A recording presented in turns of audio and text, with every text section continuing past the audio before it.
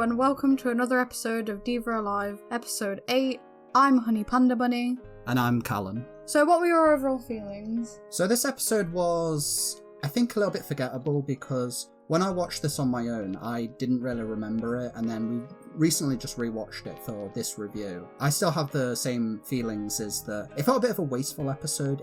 Overall, it was a fairly bad episode, and it didn't really progress any of the storylines, and in a way it felt very fillerish, which in a 12-episode series feels a little bit wasteful. There were a couple of small highlights, like I like the interaction with the groups, getting to see them all in real life was really cool. So for me, I wasn't the hugest fan of this episode either, on my first watch or my second. On my first watch, I initially was like, there's like 5 minutes of maybe substance here, and then the rest of it feels nothing. I could have watched the 5 minutes of it and it changed nothing. I disliked how fan servicey it was, but this is kind of already par for the course on this series, so it was to be expected. I don't have much to say about the episode, to be honest. It was fair, but unneeded. I thought at the beginning we had the card shop owner obviously hand over the tickets, and she's like, I don't need anyone to help me run, you girls go and have some fun. So they arrive at the hotel, and then suddenly we get a clash of all the teams together.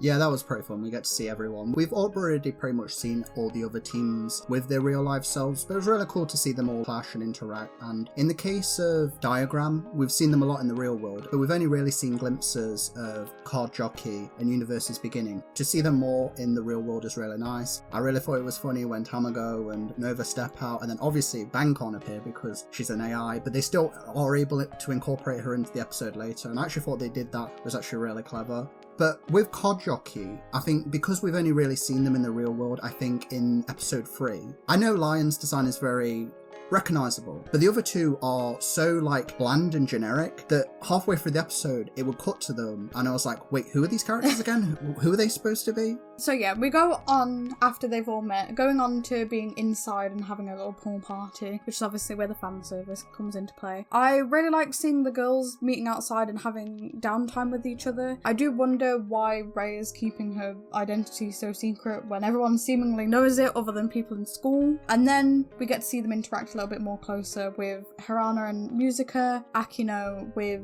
Universe's Beginning, and then with Ray and her former teammates. So I will say that with the Ray thing, I do kind of understand why she's more open with her identity here, because this is all the teams that are in the Wixoss land. They are all divas. So that makes sense that she's more open with her identity here, while in the school she more wants to keep her identity a secret. So I didn't have too much of an issue with that. And yeah, as you said, that we get to see some of the team's interaction, and I really, really love that each one of the No Limit, they've kind of got their own clique. They've got their own people that they interact with. When I first saw Mujika, I was really not the biggest fan of her design. I really didn't like her first scene, but after that, I've really come to really appreciate the character. I think her and Hirana have a really fun, comical duo dynamic, and they're almost like buddy cop, where they jokingly play off each other really nicely, and we do get a little bit of fan service. It was unneeded, really, because this episode, even though it had them in like bikinis and swimsuits, there wasn't really any like overall layering shots. It was half and half. They wanted a little bit of fan service, but they didn't want to push it too much. But then we also get the scenes with Ray and Sanga and Madoka, and it was really nice to see them reconcile and heal those bonds that had been hurt in the previous episodes. Yeah, I actually, as you said, really like that they're connecting, not just in the Diva world, as we saw with Akino when she was reconciling with Universe's Beginning. Now outside too, we get to see them, as you said, join their own kind of friendship groups and cliques. Though I do feel like Card Jockey gets the short end of the stick here. They don't ever seem to really interact with the main team much, other than when they're playfully fighting in the world. But I suppose you could say with the beach scene where you have Universe's Beginning and Bang's kind of rocking out to their music, you could say maybe Universe's Beginning and Card Jockey are a bit closer maybe. I do feel that they were trying to remedy this, because MC Lion is the one talking about the dream we even see in the flashback where they were inspired by Deus Ex Machina and they wanted to become a diva on par with them, and you even have Hirana react to it with the idea that MC Lion's got a dream, and this almost resonates with Hirana as well. So in a way I feel like they are trying to bring Card Jockey more into the the story. But obviously they've not had the amount of screen time that Universe's Beginning and Diagram have had. And as well, we'd also get that scene as well with Akino and Nova and Tamago, where they're playfully interacting and they're talking about the Wecross cards. Again, it's a nice little bit of character interaction that had already been established in previous episodes, so it's just nice that they continue to have some of that fun interaction. We get them coming out of the bus, they go to their lockers, and let's go, Kudukuden has taken their clothes, and they find out by going into the Wecross world. At that point, there's a blackmail situation going on where Musica's hotel is at stake, all of their personal photos are at stake too, as well as them having to forfeit the game in order for Kudukuden to prevail. Yeah, so in the backstory as well, we did have that where Diagram's actually facing Kyorukyurun, but Mujika, because of her poor memory, she can't remember their name, and there's a bit of fun dynamic there with her and Harana. Yes, we also find out that the hotel is owned by Mujika, as you said. She owns apparently half the city at this point, because she owns that really big building in the previous episode. She has a giant mansion. She owns this hotel that's 3 stars. With Kyorukyurun, we do see them in the earlier scene as well. I do think Kyorukyurun is a bit of a missed opportunity, I want to say, because they just slot them in wherever they need. So in the first episode, they're the obstacle to overcome, and then the next time we see them, they're a bit of a joke. Next time they appear, they're the spark that does the conflict between Akino and Harana, and here they're back to being comedy goofballs. I don't mind them being portrayed as the Team Rocket of Wecross. It's just I'd have liked to see them had this role established.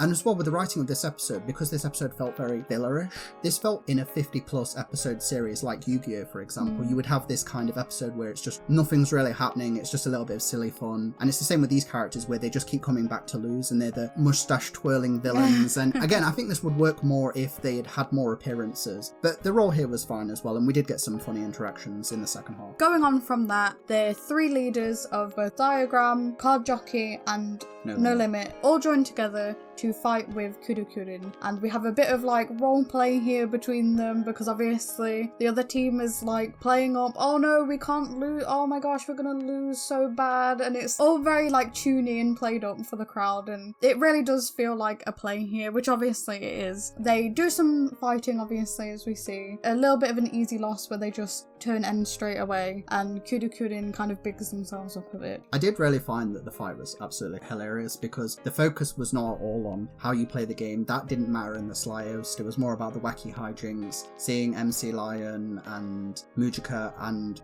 Hirana both try and like put on this face, and they get some really funny faces. So does Kyorukyurun, and then obviously in the background as well, we've got the other girls trying to figure out where Kyorukyurun are in the real world. And as well with the scene with, because Bang's the one that ends up corrupting them and making them say turn end, we see that in an earlier scene where they're watching Card Jockey perform at the pool. We see that they have Tamago's got her, she's got her iPad, and you see it, Bang, she's in her own swimsuit in the idol world, and she's rocking out, and Hirana's like, oh, hey Bang, and Tamago's like, oh yeah, we're helping her like research DJ, and she's like, yes, I'm researching, as she's clearly rocking out, which I thought was really funny. I think it was a really great opportunity to actually have these 3 leaders come together, because I actually think they're the most hot-headed, so they go straight from being like, oh gosh, we'll play along because we don't want to obviously let our teammates down, to suddenly having Kudukuden rub the salt in the wounds for them, and them suddenly immediately coming back with this anger of, no, we're gonna burn them to the ground. Yeah, they all have that like protagonist dummy energy where they're all genki, very no brains, all, you know, straight in, all with a passion. And I think it's hilarious that you have these 3 essential idiots being the leaders. MC Lion gets some really funny faces with like her cats, and I mean Hirana and Mujika, they get some really funny faces as well, and overall I really enjoyed that aspect of the story. So we go on to Bang saving the day.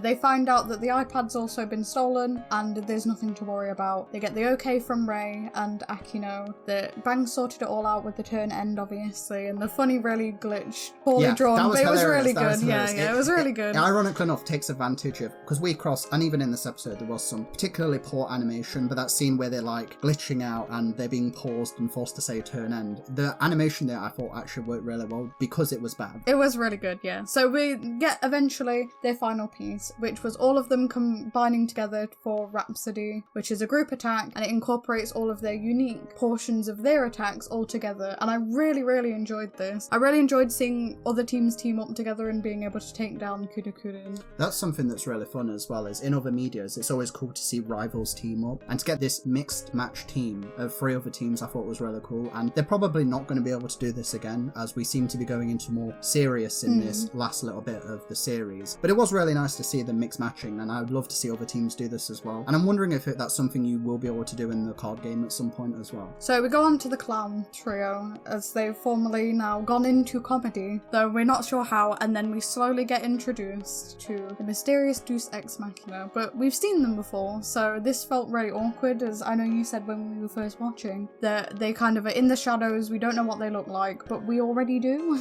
Yeah, it's really weird because we already see them in the OP, what their designs look like, and it's the same that we've seen, there's posters of them in the background, there's advertisements we've seen of them before. We get the announcement that Deus Ex Machina are appearing, and we don't even see it, they're still shadowed out. It's like, you know, in other series, you know when there's an enemy down the line, in the OP, you'll see them shadowed out, but you know when they do appear, the OP will get updated to see them appear. I'm wondering if that's something they should have done. Maybe I think potentially, yeah. But though it was exciting because it really does feel like No Limit's coming to this big final boss battle, so it kind of did hype you up for that a little bit. So what were your overall thoughts about overall the episode was mostly forgettable. I really didn't like the first half, apart from a couple of the interactions. I thought the pool setting in the hotel was fairly bland. I don't think they really took advantage of being able to tell the story, and even in the second half it was more jokey, goofy, forgettable stuff, but I did laugh at it, so it did have some form of effect on me. I genuinely think I'd have liked this episode more if you'd said, it was in a different setting. They could have gone camping or kind of a training boot camp maybe, which would have been nice for all girls to kind of gain up and for a reason for them to team up to get stronger, which would have been nice. I also enjoyed that we got the 3 leaders of 3 teams teaming up, and obviously we didn't get Universe's beginning because they think things through, whereas the other leaders kind of don't. They go straight for the kill. But I also felt it was lacking. I understand that the last episode was a really, really heavy one, so we needed a light one here, but it did feel like a wasted opportunity here. As you said, it feels like an almost wasted opportunity in episode here that was filler that could have been filled with something better. I think the thing with Kudukuden, as we find out that they're dropping into D class, I think this could have had more build-up, I suppose. You know, if we'd have found out like in earlier episodes, ever since they lost to No Limit, they'd been on a bit of a losing streak,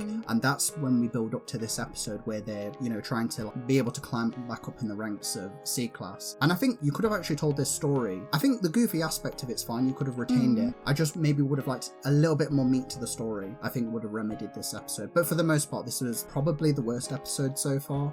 So thank you very much for watching. Thank you very much. Bye bye. Bye bye.